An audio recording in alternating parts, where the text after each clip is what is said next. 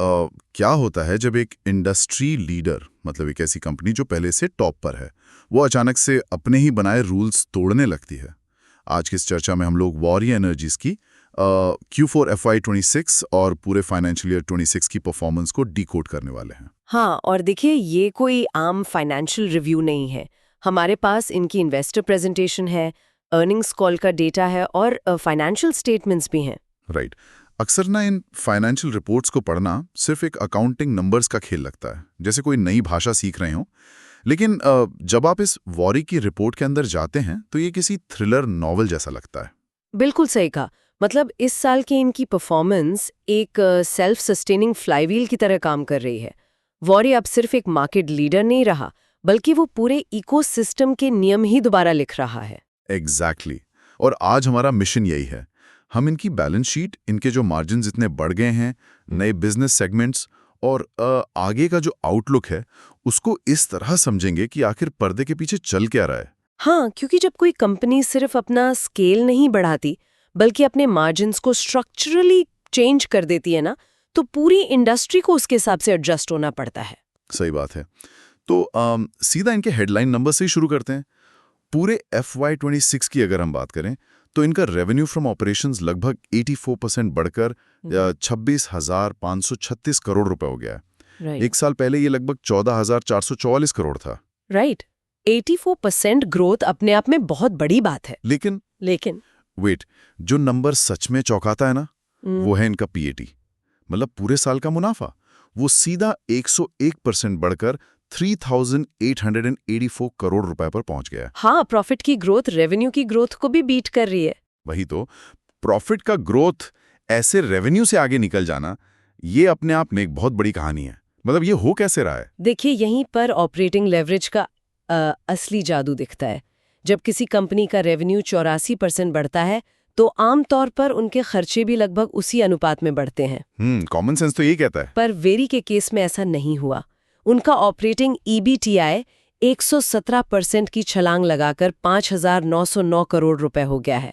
मतलब उन्होंने 22.27% का EBITDA मार्जिन रिपोर्ट किया है। वेट, 22.27% मार्जिन, वो भी हार्डवेयर मैन्युफैक्चरिंग में? बिल्कुल।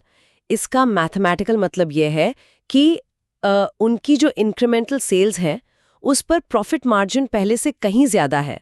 उन्होंने अपनी फिक्स्ड कॉस्ट को बहुत एफिशिएंटली एब्जॉर्ब कर लिया है और प्रोडक्शन कॉस्ट को ड्रास्टिकली नीचे लाया है। अच्छा, और अगर हम सिर्फ चौथे क्वार्टर यानी Q4 को देखें तो वहां भी कोई स्लो डाउन नजर नहीं आता। Q4 का रेवेन्यू लगभग 111.8% के उछाल के साथ 8,480 करोड़ रहा और अकेले क्वार्टर का प्रॉफिट 1,126 करोड़ रुपए था। हाँ, Q4 के नंबर्स और भी ज्यादा स्ट्रॉन्ग है। अगर आपको ऐसे डीप डाइव एनालिसिस पसंद है तो चैनल फॉलो करना मत भूलना। तो यहाँ मेरा एक बेसिक सवाल है, ये जो इतनी एक्सपोनेंशियल ग्रोथ है, ये आखिर आ कहाँ से रही है? मतलब क्या मार्केट में सडनली सोलर पैनल्स की इतनी डिमांड आ गई कि बस नंबर्स एक्सप्लोड हो गए, या कंपनी ने ग्राउंड लेवल पर अपने मार्जिन्स बढ़ाने के लिए कोई मास्टर स्ट्रोक खेला है? देखिए, एक्सटर्नल डिमांड एक टेलविंड जरूर है। दुनिया भर में ग्रीन एनर्जी की डिमांड है, लेकिन असली गेम बैकवर्ड इंटीग्रेशन का है। वारी ने कच्चे माल के लिए दूसरों पर अपनी निर्भरता बिल्कुल खत्म करने की एक लंबी रणनीति बनाई है। बैकवर्ड इंटीग्रेशन, थोड़ा इसको एक्सप्लेन करेंगे? हाँ, तो पहले ये क्या करते थे? ये सिर्फ सोलर पैनल्स असेंबल करते थे, जिसके लिए सेल्स, वेफर्स और पॉलीसिलिकॉन जैसे रॉ मटेरियल्स दूसरे देशों से, मेनली चाइना से इंपोर्ट होते थे। राइट। लेकिन अब उन्होंने तय किया है कि इस प्रॉफिट पूल का कोई भी हिस्सा सप्लाई चेन में लीक नहीं होना चाहिए, इसलिए वो पूरी वैल्यू चेन को खुद बिल्ड कर रहे हैं। उनकी मॉड्यूल मैन्युफैक्चरिंग कैपेसिटी अब 25.8 गीगावाट्स हो गई है। Oh wow, 25.8 gigawatts. हाँ, और ये फिगर उन्हें चाइना के बाहर दुनिया का सबसे बड़ा मॉड्यूल मैन्युफैक्चरर बनाता है। अभी हाल ही में गुजरात के समाख्याली में इनकी 3 गीगावाट की नई कैपेसिटी चालू हुई है। अच्छा, इसको अगर मैं एक एनालॉजी से समझाऊं हाँ, तो ये वैसे ही हो गया जैसे एक मशहूर शेफ है जो अपना एक बड़ा रेस्टोरेंट चला रहा था, लेकिन अब उसने अचानक से सब्जियों के लिए अपने खुद के खेत खरीदने शुरू कर दिए हैं। हाँ, बिल्कुल सटीक एनालॉजी है। ताकि जब मार्केट में सप्लाई कम हो या किसी बाहरी वजह से दाम आसमान छू रहे हों तो उसके रेस्टोरेंट के प्रॉफिट पर कोई आंच ना आए। और यहाँ तो वारिस सिर्फ खेत नहीं खरीद रहा, वो तो पूरा फार्मिंग इंफ्रास्ट्रक्चर ही खुद बना रहा है। सही पकड़ा आपने, क्योंकि नागपुर फैसिलिटी उनके इस मास्टर प्लान का एक बहुत बड़ा हिस्सा है। वहाँ 10 गीगावाट्स की इंटीग्रेटेड इंगॉट और वेफर फैसिलिटी का निर्माण शुरू हो चुका है और इसमें लगभग 6,200 करोड़ रुपए का कैपेक्स लग रहा है। 6,200 करोड़ रुपए? ये तो मैसिव इन्वेस्टमेंट है। बिल्कुल है। इंगॉट से वेफर बनता है, वेफर से सेल बनता है और सेल से फाइनल सोलर मॉड्यूल। जब वारी इंगॉट और वेफर खुद बनाएगा तो इंपोर्ट ड्यूटी, शिपिंग कॉस्ट्स और जो ग्लोबल सप्लाई चेन शॉक्स आते हैं ना, उनका रिस्क लगभग 0 हो जाएगा। ये तो काफी क्लियर एडवांटेज है। और इतना ही नहीं, उन्होंने ओमान में 100K TPA पॉलीसिलिकॉन प्लांट में भी एक स्ट्रैटेजिक इन्वेस्टमेंट किया है। देखिए, पॉलीसिलिकॉन इस पूरे सोलर चेन का सबसे बेसिक रॉ मटेरियल है। यानी जो सबसे बेसिक बीज है वो भी अब इनका अपना होगा। एग्जैक्टली। जब एंड टू एंड कंट्रोल आपके हाथ में होगा तो मार्जिन्स का सुरक्षित रहना बिल्कुल तय है। नेक्स्ट किस कंपनी का ब्रेकडाउन देखना चाहते हो, कमेंट में बताओ। का सजेशन नेक्स्ट वीडियो बन सकता है, कमेंट जरूर करना है। लेकिन इस कंट्रोल की कीमत होती है। मैं इनकी इन्वेस्टर प्रेजेंटेशन देख रहा था, उसमें एक और बहुत मैसिव कैपेक्स का जिक्र है। बोर्ड ने 2500 TPD PV ग्लास मैन्युफैक्चरिंग के लिए 3,900 करोड़ रुपए मंजूर किए हैं। हाँ, ये एक बहुत ही इंटरेस्टिंग मूव है। यहाँ मैं थोड़ा रुकना चाहूंगा। मतलब सोलर पैनल ग्लास बनाना, क्या ये अपनी कोर कॉम्पिटेंसी से भटकना नहीं है? आखिर ग्लास मैन्युफैक्चरिंग तो एक बिल्कुल अलग इंडस्ट्रियल प्रोसेस होता है। क्या बाहर से सस्ता ग्लास खरीदना ज्यादा लॉजिकल नहीं होता, बजाय इसके कि उसमें 3,900 करोड़ झोंक दिया जाए? देखिए, नॉर्मल सर्कमस्टांसेस में हाँ, आप सही कह रहे हैं, आउटसोर्स करना ही बेहतर होता। लेकिन हमें ग्लोबल ट्रेड डायनामिक्स और इंडिया के रेगुलेटरी एनवायरनमेंट को देखना जरूरी है। क्या हुआ है रेगुलेशन में? भारत सरकार ने दिसंबर 2024 से चाइनीज और वियतनामी सोलर ग्लास पर 5 साल के लिए एंटी डंपिंग ड्यूटी लगा दी है। अच्छा। इस एक पॉलिसी मूव ने डोमेस्टिक सोलर ग्लास मार्केट को, जिसे हम कहते हैं, स्ट्रक्चरली प्रोटेक्टेड बना दिया है और वॉरे का मैनेजमेंट इस ड्यूटी के इम्पैक्ट को बहुत अच्छे से समझता है। मतलब बाहर का सस्ता गिलास अब ड्यूटी लगने के बाद भारत में महंगा हो जाएगा, तो जो डोमेस्टिक मैन्युफैक्चरर्स हैं उन्हें अपने आप एक प्राइस एडवांटेज मिल जाएगा। प्रिसाइजली। और वॉरे ये बिल्कुल नहीं चाहता कि वो किसी थर्ड पार्टी डोमेस्टिक सप्लायर पर निर्भर रहे, क्योंकि ड्यूटी लगने के बाद वो सप्लायर्स मनमाने दाम वसूल कर सकते हैं। ये तो बहुत बड़ा रिस्क हो जाता उनके लिए। बिल्कुल। और ये जो 2500 TPD ग्लास की कैपेसिटी बन रही है, ये लगभग 17 GB सोलर मॉड्यूल्स की जरूरत पूरी कर सकती है। तो ये जो 3,900 करोड़ का कैपेक्स है ना, ये दरअसल उनके फ्यूचर मार्जिन्स को लॉक करने का एक प्रीमियम है। अब समझ आ रहा है। जब 5 साल के लिए फॉरेन कंपटीशन बाहर हो गया हो, तो खुद की इंटरनल कैपेसिटी बिल्ड करना ही सबसे स्मार्ट कैपिटल एलोकेशन है। एग्जैक्टली। ये पूरा मास्टर प्लान काफी टाइट लगता है। रॉ मटेरियल से लेकर फाइनल मॉड्यूल तक सब कुछ लॉक इन हो गया। लेकिन जब हम इनकी आगे की एक्सपेंशन स्ट्रैटेजी देखते हैं तो कुछ ऐसी चीजें सामने आती है जो सोलर से बिल्कुल ही अलग है। हाँ, जैसे कि ग्रीन हाइड्रोजन और BESS। हाँ, BES यानी बैटरी एनर्जी स्टोरेज सिस्टम्स और ट्रांसमिशन एंड डिस्ट्रीब्यूशन। एक तरफ तो वारी सोलर में अपना मार्केट कैप्चर कर रहा है, तो अचानक से बैटरियां और ट्रांसफॉर्मर्स बनाने की रेस में क्यों कूदना? बिजनेस में फोकस रहना तो बहुत जरूरी होता है ना। क्या इतने सारे नए वर्टिकल्स खोलना ओवर एक्सपेंशन का रिस्क नहीं पैदा करता? देखिए, ओवर एक्सपेंशन का रिस्क तो हर ऐसी हाइपर ग्रोथ कंपनी में होता ही है। लेकिन अगर हम वारी के नए वर्टिकल्स की इकोनॉमिक्स को समझे तो ये कोई डिस्ट्रैक्शन नहीं है, बल्कि ये सर्वाइवल और मार्केट डोमिनेंस का सवाल है। वो कैसे? आप खुद सोचिए, सोलर एनर्जी का सबसे बड़ा फंडामेंटल फ्लॉ क्या है? उसकी जनरेशन इंटरमिटेंट होती है। मतलब जब तक धूप है, बिजली है, सूरज ढलने के बाद पावर ग्रिड को एनर्जी कहाँ से मिलेगी? राइट। रात में तो सोलर पैनल्स काम नहीं करेंगे। बिल्कुल। इसीलिए ग्रिड ऑपरेटर्स आजकल उस सोलर कंपनी को प्रेफर करते हैं जो सिर्फ दिन में बिजली ना दे, बल्कि उन्हें round the clock power supply की गारंटी दे, और ये बिना एनर्जी स्टोरेज के असंभव है। अच्छा, इसीलिए इनका इतना बड़ा फोकस BESS पर है। उन्होंने 20 GWh बैटरी प्लांट का प्लान बनाया है, जिसमें लगभग $1.1 बिलियन $1.1 बिलियन का कैपिटल एक्सपेंडिचर लगने वाला है। हाँ, ये एक बहुत बड़ा इन्वेस्टमेंट है। यानी वो इंटरमिटेंट सोलर सप्लाई की जो प्रॉब्लम है वो उसको खुद ही सॉल्व करके उस सोल्यूशन को भी मोनेटाइज करेंगे। एकदम सही कहा। BESS वारी के लिए एक नेचुरल फॉरवर्ड इंटीग्रेशन है। वो अब सिर्फ सोलर मॉड्यूल्स नहीं बेचना चाहते, वो कंप्लीट डिस्पैचेबल एनर्जी बेचना चाहते हैं। आप रेगुलरली ऐसे एनालिसिस देखना चाहते हो तो लाइक जरूर कर देना। और अगर आप देखें तो ग्रीन हाइड्रोजन का लॉजिक भी इसी से जुड़ा हुआ है। ग्रीन हाइड्रोजन कैसे फिट होता है इसमें? देखिए, ग्रीन हाइड्रोजन बनाने के लिए वाटर को इलेक्ट्रोलाइज करना पड़ता है। इस प्रोसेस में बहुत मैसिव अमाउंट में क्लीन इलेक्ट्रिसिटी लगती है। अब वारी के पास सस्ती सोलर इलेक्ट्रिसिटी होगी जिसको वो सीधा हाइड्रोजन प्रोडक्शन में चैनल कर सकते हैं। ओ, तो इंटरनल कंजम्पशन। हाँ, उन्होंने FY27 तक 1 गीगावाट ग्रीन हाइड्रोजन कैपेसिटी का लक्ष्य रखा है। इसके लिए करीब 676 करोड़ रुपए का कैपेक्स असाइन्ड है। और सबसे बड़ी बात, यहाँ सरकार का बहुत बड़ा पुश है। Government subsidies. हाँ, उन्हें PLI स्कीम के तहत 300 MV इलेक्ट्रोलाइजर के लिए 444 करोड़ रुपीस और हाइड्रोजन प्रोडक्शन के लिए 510 करोड़ रुपए मिलने वाले हैं। यानी सरकार बेसिकली उन्हें नए सेक्टर्स में रिस्क लेने के लिए फाइनेंशियली कुशन कर रही है। और रिपोर्ट के हिसाब से भारत में इन्हें ग्रीन हाइड्रोजन के लिए लगभग 152 करोड़ रुपए की ऑर्डर बुक तो पहले ही मिल चुकी है। बिल्कुल। लेकिन यहाँ एक आंकड़ा और है जो मुझे थोड़ा अलग लगा, वो है T&D सेक्टर का। यस। इन्होंने अपनी एक सब्सिडरी WRTL के जरिए एसोसिएटेड पावर स्ट्रक्चर्स लिमिटेड में 55% हिस्सेदारी खरीदी है, लगभग 1225 करोड़ रुपए में। हाँ, ये ट्रांसमिशन एंड डिस्ट्रीब्यूशन वाला मूव है, जिससे ये लोग अब डिस्ट्रीब्यूशन और इन्वर्टर ड्यूटी ट्रांसफॉर्मर्स में एंट्री कर रहे हैं। यहाँ इनकी 20,000 MVA की प्लान कैपेसिटी है।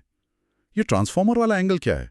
ये एक्विजिशन इस बात का सबूत है कि वारिये अब सिर्फ एक सोलर मैन्युफैक्चरर नहीं बनकर रहना चाहता, बल्कि एक end to end energy infrastructure conglomerate बन रहा है। देखिए, जब एक मैसिव सोलर पार्क बनता है तो वहां सिर्फ पैनल्स थोड़ी लगते हैं। हाँ, बाकी इंफ्रास्ट्रक्चर भी चाहिए। राइट। वहां ग्रिड कनेक्शन के लिए ट्रांसफॉर्मर्स चाहिए, ट्रांसमिशन लाइंस चाहिए, इन्वर्टर्स चाहिए।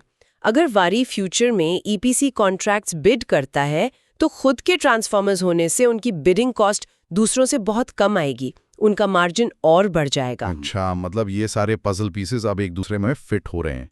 पर देखिए, ये पजल पीसेस फिट तो हो रहे हैं, लेकिन एज अ फाइनेंस ऑब्जर्वर अब मुझे एक बहुत बड़ा कॉन्ट्रडिक्शन दिख रहा है इसमें। कैसा कॉन्ट्रडिक्शन? हमने अभी तक जो भी नंबर्स डिस्कस किए हैं, 6,200 करोड़ नागपुर फैसिलिटी के लिए, 3,900 करोड़ उस ग्लास प्लांट के लिए, $1.1 बिलियन बैटरीज के लिए, 1,225 करोड़ इस नए एक्विजिशन के लिए, ये हजारों करोड़ रुपए का कैश आउटफ्लो है। हाँ, हेवी कैपेक्स साइकिल तो है। और इस रिपोर्ट में इनका इन्वेस्टिंग एक्टिविटीज का कैश फ्लो -3,953 करोड़ रुपए दिख रहा है। बैलेंस शीट में इनके टोटल एसेट्स 19,485 करोड़ से सीधा जंप करके 30,115 करोड़ रुपए हो गए हैं। राइट। अब जनरली होता क्या है, जब कोई कंपनी इतने एग्रेसिव कैपेक्स साइकिल में होती है तो उनकी बैलेंस शीट पर कर्ज का एक बहुत बड़ा पहाड़ बन जाता है। लेकिन यहाँ वारी का net debt to equity ratio -0.29 है। हाँ, और यही सबसे बड़ा शॉकर है। मतलब ये नेगेटिव कैसे हो सकता है? इतना कैपिटल स्पेंड करने के बाद भी इनकी balance sheet virtually debt free कैसे रह सकती है? ये मैच कुछ अजीब नहीं लगता? देखिए, सच कहूं तो ये इस पूरी अर्निंग्स रिपोर्ट का सबसे फैसिनेटिंग हिस्सा है। Net debt to equity negative होने का सीधा सा मतलब ये है कि कंपनी के पास डेट से ज्यादा तो कैश और कैश इक्विवेलेंट्स मौजूद हैं। Wait, really? कैश रिच है ये अभी भी? हाँ, बिल्कुल। और ये कोई अकाउंटिंग गिमिक नहीं है, बल्कि उनके कोर ऑपरेशंस की स्ट्रेंथ का नतीजा है। उनका net cash flow from operating activities 1,627 crore रुपए रहा। ओके। इसका मतलब है कि बिजनेस अपने डे टू डे ऑपरेशन से इतना स्ट्रॉन्ग कैश जनरेट कर रहा है कि उन्हें अपनी इन ग्रोथ प्लान्स के लिए बैंक लोन्स पर डिपेंड नहीं होना पड़ रहा। लेकिन 1,627 करोड़ का ऑपरेटिंग कैश फ्लो इन हजारों करोड़ के कैपेक्स को अकेला कैसे फंड कर सकता है? पूरा मैथ तो मैच नहीं हो रहा। जरूर कुछ तो फंड रेज हुआ होगा या उनकी वर्किंग कैपिटल में ऐसी एफिशिएंसी होगी। हाँ, आप सही ट्रैक पर हैं। क्योंकि उनका शेयर होल्डर्स फंड 9,595 करोड़ से बढ़कर 15,010 करोड़ हो गया है। वही कैच है। शेयर होल्डर्स इक्विटी का इतना जंप होना ये दर्शाता है कि उन्होंने इक्विटी मार्केट से भी कैपिटल उठाया है और अपने पिछले प्रॉफिट्स को एज रिटेन्ड अर्निंग्स बिजनेस में वापस रीइन्वेस्ट किया है।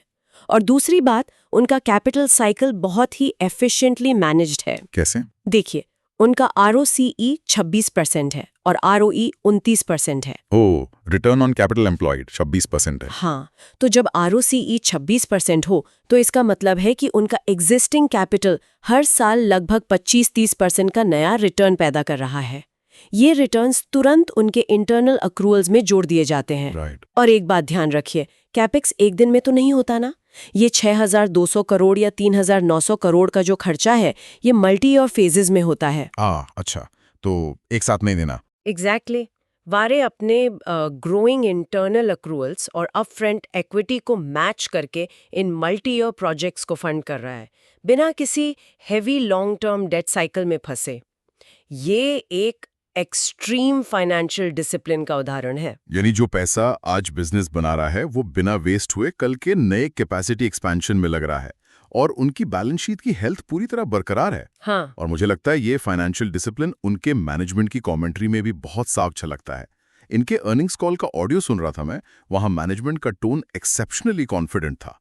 उन्होंने FY26 को लिटरली एक लैंडमार्क ईयर डिक्लेयर किया है। बिल्कुल। और उन्होंने कहा कि सारे प्रोजेक्ट्स का एग्जीक्यूशन बिल्कुल टाइमलाइन के हिसाब से ट्रैक पर है। आमतौर पर देखा जाए तो मैनेजमेंट फॉरवर्ड लुकिंग स्टेटमेंट्स में थोड़ा कॉशियस रहती है, लेकिन यहाँ उन्होंने FY27 के लिए डायरेक्टली नंबर्स कमिट किए हैं। हाँ, और ये कॉन्फिडेंस उनकी ऑर्डर विजिबिलिटी से आता है। उन्होंने FY27 के लिए सीधा 7,000 से 7,700 करोड़ रुपए के ऑपरेटिंग एबिटा की गाइडेंस दी है। इतनी नैरो रेंज में एक साल आगे का एबिटा प्रेडिक्ट करना, ये थोड़ा रिस्की नहीं है? रिस्की लगता है, पर ये तभी होता है जब आपके पास कॉन्ट्रैक्ट्स ऑलरेडी साइन हो चुके हों। इनकी ऑर्डर बुक में एक मेजर ग्लोबल MNC का बहुत बड़ा ऑर्डर भी इंक्लूडेड है।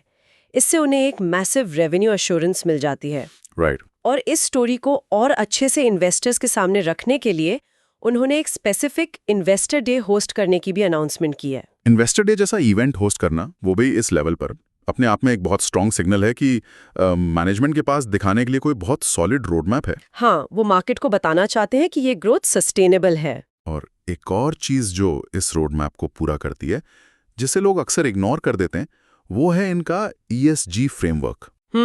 एनवायरमेंटल, सोशल और गवर्नेंस। अक्सर इतने हैवी फाइनेंशियल नंबर्स के बीच ESG की बातें छूट जाती हैं, लेकिन इनकी प्रेजेंटेशन में रिस्पॉन्सिबल ग्रोथ पर काफ़ी एम्फेसिस दिया गया है।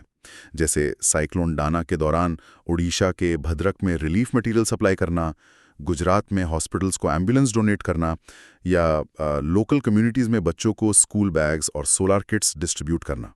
ये बहुत इंपॉर्टेंट एस्पेक्ट है, क्योंकि किसी भी मेगा कॉर्पोरेशन के लिए उस लोकल इकोसिस्टम को साथ लेकर चलना लॉन्ग टर्म स्टेबिलिटी के लिए बहुत क्रिटिकल होता है।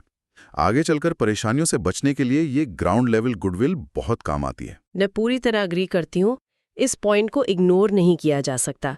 देखिए, जब आप ग्रीन एनर्जी स्पेस में ऑपरेट कर रहे हैं तो सिर्फ आपका प्रोडक्ट ग्रीन होना काफी नहीं है। सही बात है। जो ग्लोबल इंस्टीट्यूशनल इन्वेस्टर्स होते हैं, जब वो ऐसी किसी कंपनी में हैवी वेटेज लेते हैं या इन्वेस्ट करते हैं, तो उनकी रिस्क कमिटीज उस कंपनी के ESG कंप्लायंस को बहुत क्लोजली मॉनिटर करती हैं। हाँ, फॉरेन कैपिटल आने के लिए ज़रूरी है। बिल्कुल।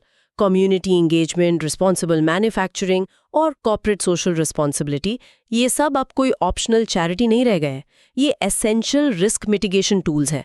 वारी का इस पर इतना क्लियर फोकस उन्हें स्ट्रिक्टली एक ग्लोबल स्टैंडर्ड पर अलाइन करता है। तो अगर हम इस पूरी चर्चा को एक निष्कर्ष कंक्लूजन की तरफ ले जाएं, तो एक पिक्चर बहुत क्लियर है।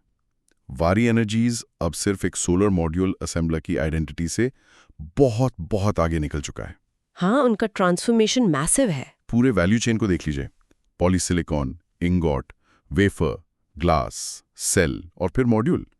इस सबको वर्टिकली इंटीग्रेट करना और उसके बाद फॉरवर्ड इंटीग्रेशन करके सीधा ग्रीन हाइड्रोजन, बैटरीज और ट्रांसफॉर्मर्स के नए इंफ्रास्ट्रक्चर में घुस जाना।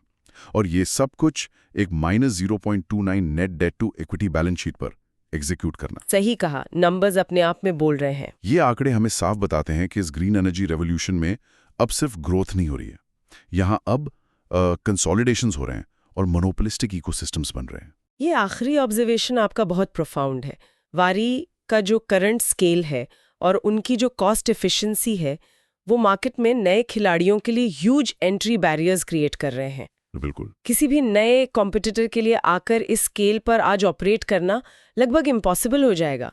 क्योंकि वारी के पास अब अपनी पूरी सप्लाई चेन और डिमांड चैनल्स का एक सॉलिड स्ट्रक्चरल एडवांटेज है। तो इस इन डेप्थ एनालिसिस को यहाँ ख़त्म करते हुए मैं लिसनर्स के लिए एक विचार छोड़ना चाहूँगा जो किसी को भी इस पूरे बदलते लैंडस्केप पर दोबारा सोचने पर मजबूर कर देगा। जरूर। जब वारी जैसी green energy companies raw material से लेकर पावर स्टोरेज और उसके ट्रांसमिशन तक पूरी चेन को इस तरह एंड टू एंड और सेल्फ रिलायंट बना रही हैं, तो क्या traditional fossil fuel based energy companies और उनके जो पुराने सप्लायर्स हैं, क्या वो आने वाले दशक में पूरी तरह से अप्रासंगिक या ऑब्सलीट हो जाएंगे? ये तो आने वाला वक्त ही बताएगा, पर सवाल बहुत वैलिड है। क्योंकि देखिए, जब किसी कंपनी के लिए रॉ मटेरियल का रिस्क जीरो हो जाए, स्टोरेज का सोल्यूशन उनके इन हाउस पास हो और आगे स्केल करने के लिए उनके पास कैपिटल प्रैक्टिकली फ्रीली अवेलेबल हो, तो एनर्जी सेक्टर में कंपटीशन के नियम पूरी तरह से बदल जाएंगे। आने वाले समय में पावर किसके हाथ में होगी, ये अब सिर्फ इस पर निर्भर नहीं करेगा कि किसके पास नेचुरल रिसोर्सेज हैं, बल्कि इस पर कि किसने अपनी सप्लाई चेन का सबसे मजबूत किला बनाया है। आज की इस डीप डाइव में बस इतना ही।